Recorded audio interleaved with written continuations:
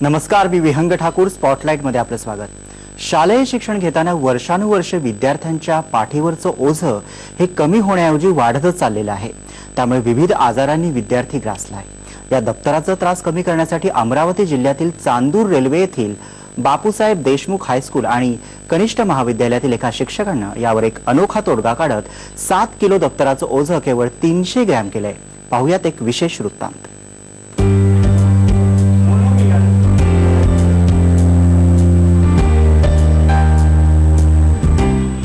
अमरावती जिल्ह्यातल्या चांदूर रेल्वे इथल्या बापूसाहेब देशमुख हायस्कूल आणि कनिष्ठ महाविद्यालयातील शिक्षक निलेश चाफलेकर यांनी त्यांच्या कल्पकतेतून आणि अभ्यासातून इयत्ता 5वी ते 8वीच्या सर्व पुस्तकातील घटक चाचणी आणि सत्र परीक्षेच्या अभ्यासक्रमानुसार प्रथम सत्राचं सर्व विषयांचं एकच संयुक्त पुस्तक तयार केलंय.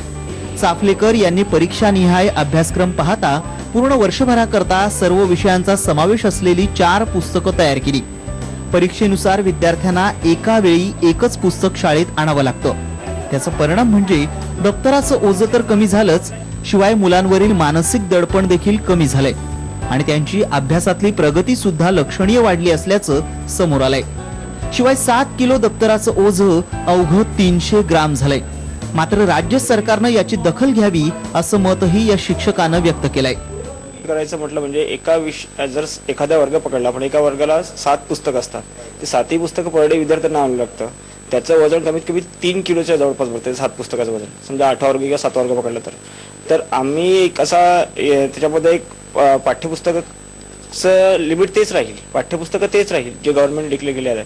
पण आम्ही त्या एका पाठ्यपुस्तकाचे 4 भाग केले आणि 4 भाग केल्यानंतर ते 4 म्हणजे फर्स्ट युनिट्स पर्यंत, नंतर फर्स्ट टर्म पर्यंत दुसरा पार्ट, तिसरा पार्ट थर्ड युनिट पर्यंतचा आणि चौथा पार्ट जो गेला तो लास्ट शेवटचा एक्झाम्पल.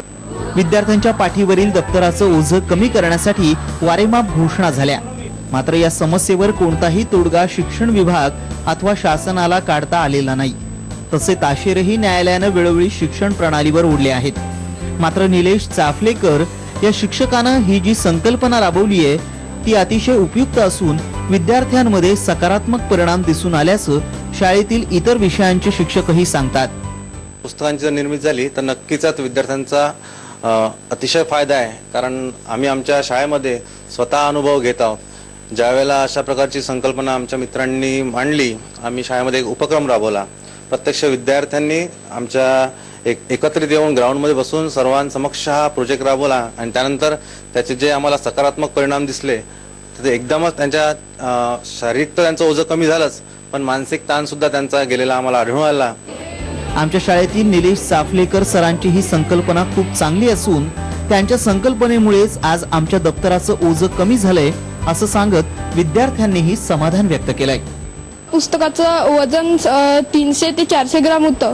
आता तेच आमच्या शाळेतील शिक्षक चाफलेकर सरांनी जो उपक्रम राबविला त्या उपक्रमाद्वारे आमच्या सगळे पुस्तकाचा अर्धा भाग म्हणजे आता आपल्याला सिलेबस आहे, जेवढ्या सिलेबसचा अर्धा भाग हा एका पुस्तकात आणि अर्धा भाग दुसऱ्या पुस्तकात, त्या उपक्रमाद्वारे एका वर्षाचे म्हणजे जे पुस्तक राहते त्या पुस्तकाचे 4 भाग केलेले आहेत. पुस्तक राहायचे आणि एका पुस्तकाचं वजन म्हटलं तर 400 ग्रॅम राहायचं आणि 8 विषयाचे पुस्तकं आम्हाला वागवा लागत होते. पण आता आमच्या सरांनी चाफलेकर सरांनी जो नवीन प्रोजेक्ट केला तो एकदम उत्कृष्ट प्रोजेक्ट आहे. कारण त्याच्यामुळे आम्हाला एका दिवशी फक्त एकच पुस्तक आणावं लागते.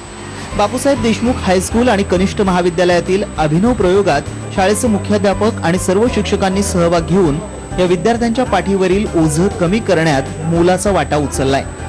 या उपक्रमाची दखल राज्य शासनानं घेतल्यास राज्यातील सर्व शाळांमध्ये हा प्रयोग 1 रुपयाही खर्च न करता राबवला जाऊ शकतो आणि दप्तराच्या ओझ्याची समस्या निकाली निघू शकते. अरुण जोशी, साम टीव्ही, अमरावती.